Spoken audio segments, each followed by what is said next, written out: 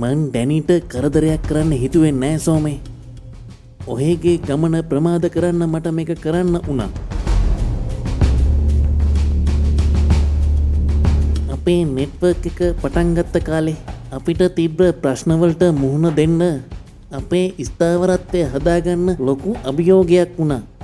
අපේ රයිඩර්ස්ලට ක්ලීනර්ස්ලට ඒ විතරක් නෙමේ ලීඩර්ස්ලටත් ගොඩක් ඇටැක් ආවා. ගොඩක් දෙනෙක් මැරුණා. අපේ අයගේ මෙඩිසින් ඔපරේෂන් බලාගන්නේ අපිමයි. ලොකු ඩැමේජ් එකක් වුණාම අපේ හොස්පිටල් වලට යවනවා. නැත්තං වෙන රටක සර්කල් එකකට යවනවා. ඒ කාලේ අපිට තිබ්බ ලොකු අඩුපාඩුවක් තමයි බ්ලඩ්, හියුමන් ඕගන්ස් වගේ දේවල්. අපි ගොඩක් ඒවා වෙන සර්කල් වලින් ගෙන්න ගන්නවා. සමහර ඒවා අපේ එනිමිස්ලගෙන් ගන්නවා. අපි කොච්චර ස්ටෝන්ස් වියදම් කෙරුවත් හියුමන් ඕගන්ස් හොයාගන්න තමයි අමාරුම දේ. ඒකට ලොකු ඉල්ලුමක් තිබ්බා. සමහර රයිඩර්ස්ලට ලොකු ගෙවීමක් තිබ්බා. අඩුම බොඩි ඩැමේජ් එකකින් කේස් එකක් ඉවර කරපුවාම. හැබැයි මීට දශක දෙකකට විතර කලින් අපි මේක නැවැත්තුවා. අපි අපේ සර්කල් එකේ අවයව ඩීල් කරන්නේ නෑ දැන්. ඒත් ඕගන්ස් වල ඉල්ලුම අනිත් සර්කල් වල තියෙනවා. මට කලින් හිටිය ඩොක්ටර් රොජර්ස් හොර රහසෙම ගේමට බැස්සා. කෝලන්ස්ගේ කන්ට්‍රියකට තමයි ඕගන්ස් අරන් යන්නේ. රොජර්ගෙන් පස්සේ මාත් අත ගැහුවා. මේක අද වෙනකං නෙට්වර්ක් එකකින් රහසක් විදිහට රැක්කා. ඔහේ දන්නවනේ නෙට්වර්ක් එකත් එක්ක තියෙන මගේ රෙපියුටේෂන් එක. මන් දන්නව ඔහේ මේකට පැටලුණා කියන්නේ මේක අතාරින්නේ නැති බව. ෆර්නෑන්ඩෝ මං ගැන දන්නේ නෑ. මිනිහා රොඩ්රිගෝගේ කෙනෙක්. ප්ලෑන් කරපු විදිහට ෆර්නෑන්ඩෝව ක්ලීනර්ස්ලට හම්බුන්නේ නෑ. දැන් මට හිතෙන විදිහට ඔහේ රයිඩර්සුයි ගේමක් ගැහුවා. ඔහේ කොහොමත් රොඩ්රිගෝව ෆලෝ කරන බව දන්නවා. රොඩ්රිගෝ හිත හයිය මනුස්සෙක් නෙමේ. මිනිහා අහුණා නම් ඔහෙට සේරම කියනවා. ඔහෙට කියන්න කලින් මිනිහා බයට පැනල් එකට කියන්නත් ඉඩ තිබ්බා. හැබැයි රොඩ්රිගෝව ඉවර කරොත් මේක රහසක් වෙනවා. මම රොඩ්රිගෝ ලව්ව ඩැනිව පැහැර ගත්තා. රොඩ්රිගෝට තිබ්බා වික්ටෝරියාවල පොලිස් කන්ටැක්ට්. මිනිහා ඒවා පාවිච්චි කරලා ඩැනිව රැවැට්ටුවා. මට ඕන වුණේ ඔහෙව ප්‍රමාද කරන්න. ඒ අතරතුර මම රොඩ්රිගෝව ඉවර කරා. මම හිතුවේ තව ටික දවසකින් ඩැනීලව නිදහස් කරන්න. ඒත් ඔහේ අලුතෙන් නාඩගමක් පටන් ගත්තා පොලිසියෙන් ෆර්නෑන්ඩෝව උස්සලා. මිනිහා මං ගැන දන්නේ නැති වුණාට මට පොඩි සැකයකුත් තිබ්බා රොඩ්රිගෝගේ අතින් මොනෝහරි හෝඩුවාවක්වත් කියවිලාද කියලා. මං රයිඩර්ස්ලව එව්වේ මිනිහව ක්ලීන් කරලා දාන්න. හැබැයි මට වැරදුනා. ඔහේ හිටියේ ගොඩක් ඉස්සරහින්. ඔහේ ටාගට් කරුවේ ක්ලීනර්ස්ලව. ඔහේ කිව්වා ඔහේ මේ සංවිධානයේ කීර්තිමත් පුද්ගලයෙක් කියලා. ඔව් මමත් හිතන් හිටියේ එහෙමයි. ඒත් ඔහේලගේ තණ්හාව හින්දා අහිංසකෙන්ගේ බොඩි 50ක් විතර හොයාගෙන තියෙනවා. ඉතින් 50 වික්ටෝරියා වලම 200ක් විතර ඇති සෝමේ.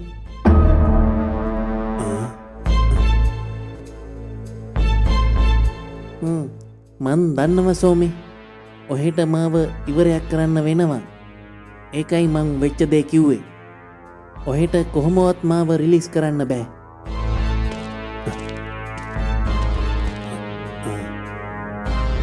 ඔහේ කැමතිද ගනුදෙනුවක් කරන්න?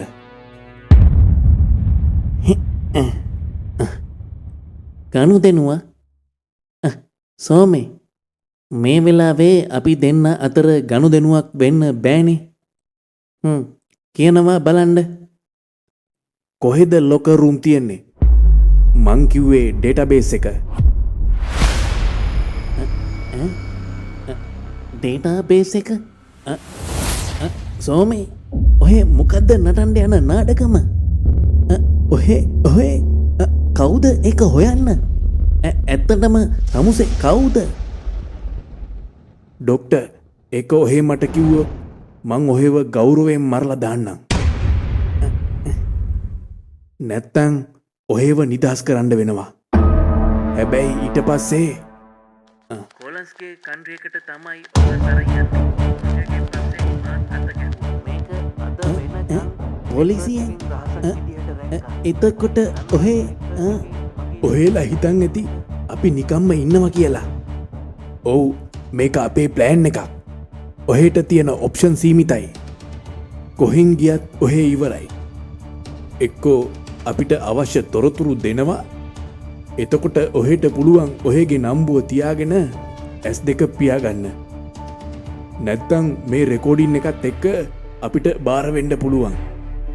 එතකොට දන්නවනේ ඔහේගේ සංවිධානය ඔහෙව කොහොමත් ඉවර කරනවා. ඔහේගේ රෙපියුටේෂන් එකයි සර්විස් එකයි මෙක්සිකෝවේ ඉන්න දරුවෝයි ඉන්න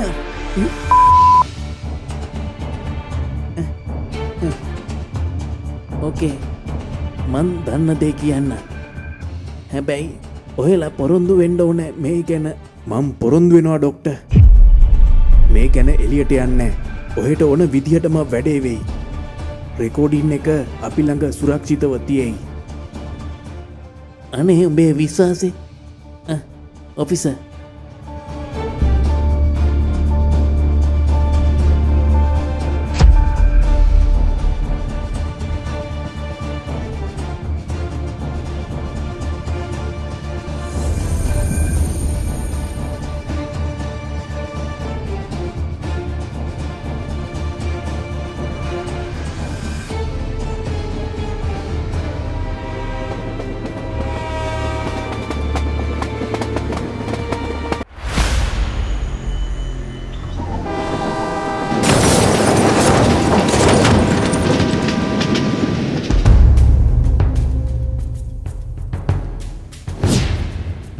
ජේඩී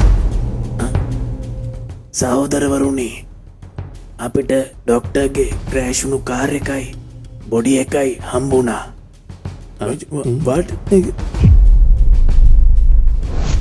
ඩොක්ටර් නැතිවිච්ච එක අපිට ලොකු පාඩුවක්. තාම හොයාගන්න බෑ මොකද උනේ කියලා. අපේ ඉන්වෙස්ටිගේෂන් එකක් කරගෙන යනවා. කට්ටියම සංසුන් වෙලා පැනල් එකේ ඉන්ස්ට්‍රක්ෂන් ෆලෝ කරමු. ඩොක්ටර් වෙනුවට කෙනෙක් ළඟදිම එනවා. අපි පියුනරල් එක කරන්නේ බොඩි එක මෙක්සිකෝවට යවනවා. සෝමෙයි ලකී නවතින්ඩ අනිත් අයට යන්ඩ පුළුවන්.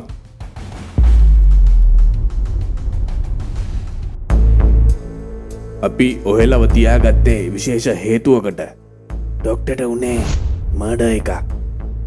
එයා ඇක්සිඩන්ට් වෙන්ඩ කලින් ත්‍රොට් එක කැඩිලා තිබිලා කියලා අපේ ඩොක්ටර්ස්ලා හොයාගෙන. ඩොක්ටට මන් දන්න තරමින් හතුරෝ හිටිය නෑ. හැබැයි එයාගේ බොඩි එකයි කාර් එකයි හම්බුනේ සෙක්ටර් 3 වල ලකීගේ ඒරියා එකේ. මොනවද හොයාගත්තේ ලකී? ජේඩි ඩොක්ටර්ගේ ඇක්සිඩන්ට් එක මුලින්ම දැන්වේ මමයි. එතනින් පස්සේ තමයි ඔයාලා බොඩි එක පොලිසියෙන් රිලීස් කරගත්තේ. එයා අපේ ඒරියා එකට ආවේ ඇයි කියලා තාම අපිට හොයාගන්න බැරි වුණා. ඩොක්ටගේ කෝල් හිස්ට්‍රියෙන් අපිට කිසි දෙයක් හොයාගන්න බැරි වුණා. ගොඩක් වෙලාවට එයා ඩීල් කරන්නේ බීකොම් එකෙන්. ඒක අපිට ට්‍රේස් කරන්න බෑ. හැබැයි එයා අන්තිමට ඇල්පා 27 ක්ලීනස්ලා ටීම් එකට වැඩක් බාර දීලා තියෙනවා වික්ටෝරියාවල. හැබැයි ඒකෙත් අඩුපාඩුවක් තියෙනවා. ක්ලීනස්ලා යවන්න රීසන් එකක් දාලා තිබ්බේ නෑ. ඇල්පා ටීම් එක ගැනත් ආරංචියක් නෑ. සෝමේ what happened? ඒකේ රීසන් එක මම ප්‍රනෑන්ඩෝව පොලිසියෙන් පැහැර ගත්තා. මට ඕනෙ උනේ ඩැනීව හොයාගන්න. හැබැයි ප්‍රනෑන්ඩෝ ඒ ගැන දැනුවත්ව හිටියේ නෑ. ඩොක්ටර් කිව්වා පොලිසියට මිනිහගෙන් හෝඩුවාවක් යන්න කලින් මිනිහව ඉවරයක් කරලා දාන්න කියලා. එයා ඉතුරු ටික බලාගන්නන් කිව්වා. අපි මිනිහව ඉවර කරලා එතනින් ආවා. හැබැයි ජේඩී මම රොඩ්රිගෝ ගැන බොරුවට සැක කළේ. මිනිහා ඇත්තටම ඩැනිව පැහැරගෙන නෑ. ඩැනී ආපහු ඇවිල්ලා. මම පොලිසියෙන් හොයලා බලපුවාම මිනිහා ඉඳලා තියෙන්නේ පොලිසියේ. ඔහේ ප්‍රනෑන්ඩෝ ඉස්සුව කියලා මම දන්නවා. ඩොක්ටර් මිනිහාව ඉවර කරන්න කිව්ව එකත් මම දන්නවා. ඩැනී මීට දවස් 3කට කලින් ගෙදර ආවා කියලත් මම දන්නවා. මිනිහා පොලිස් මූලස්ථානයේ හිටියා කියලා මට ඔත්තුවක් ලැබුණා. ගුඩ් හරි තොරතුරු දුන්නට හරි දැන් ඔයලා දෙන්නට තියෙනවා රාජකාරිය ඔයලට දවස් දෙකක් දෙන්නම් හොයනවලා මොකද ඩොක්ටට උනේ කියලා ස්වාමේ බලාගන්නවා වික්ටෝරියාවල මොකද උනේ කියලා ලකි සර්චුව ඒරියා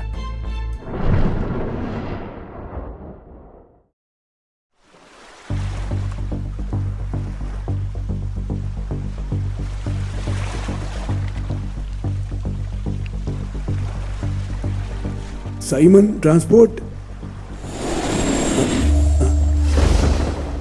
ඔව්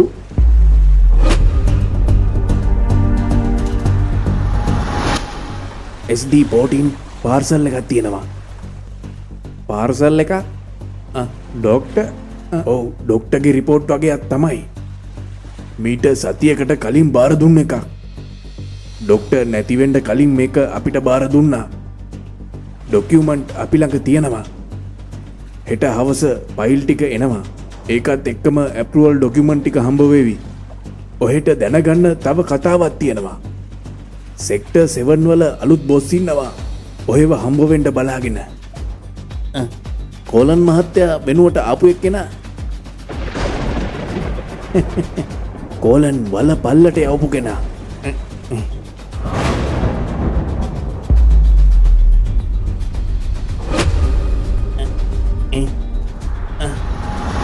ඇයි ඔහෙට මදිද නෑ බොස් ඇති හොඳයි ඩොක්ටයි රොඩ්රිගුයි නැති වුණාට එයාලගේ පිෂ්පාට් වැඩේ අපි කරනවා වෙනද වගේම ඔහගේ පාට් එක බලාගන්න ඕන බොස් කරන්නම් මම රෙඩි තව දෙයක් හෙට ඩොක්ට එවපු ඩොකියුමන්ට් අරන් යද්දි අපේ කෙනෙක් ඔහෙත් එක්ක යනවා මොකද ඒකේ තියන්නේ වැදගත් ඩීටේල්ස් ටිකක් ඒකට ආරක්ෂාව ඕනෑ බොස් SD14 යවන්නේ ෆිනි අයිලන්ඩ් එකටනේ ඒකේ ආරක්ෂාව ගොඩක් වැඩි පිට කෙනෙකුට යන්න බෑ අපි යන්නේ සීගේට් එක ළඟට විතරයි පුළුවන්ද බැරිද